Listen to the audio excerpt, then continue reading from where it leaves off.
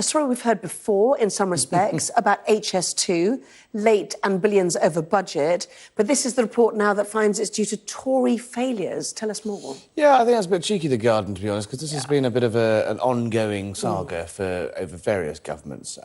When MPs were originally asked to vote on this project, it was told the costs were a fraction of what they are now. Now, the National Audit Office have piled in today, not an organisation known to mince its words, and they've said, you know, like all great British infrastructure, and especially anything to do with trains, it's going to be late. It's not on time, and it's very, very expensive. Nothing can sum up British trains more than late and very, very expensive. Yes. Again, it falls into a bit of the highway category. This has been a rumbling row for a long time. There's been concerns about HS2 for a long time.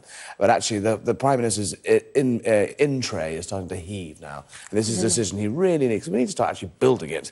It's costing £250 million a month. And I just get a little bit of a feeling there's a bit of a pitch rolling exercise going on. But is there a tipping point for how much you've spent compared with how far you've got to go? I mean, this story says total cost unknown, doesn't it, in the Times? But we've already spent £9 billion. Okay. That would just go up in the air if we do scrap it. But the costs, you know, it's turning into a bit of a blank cheque. I mean, the costs have been spiralling. The original estimate was 32 billion. Then it was revised up to 56. Then it's now standing at 88. And now the Times also reports that it could potentially be over 100 billion.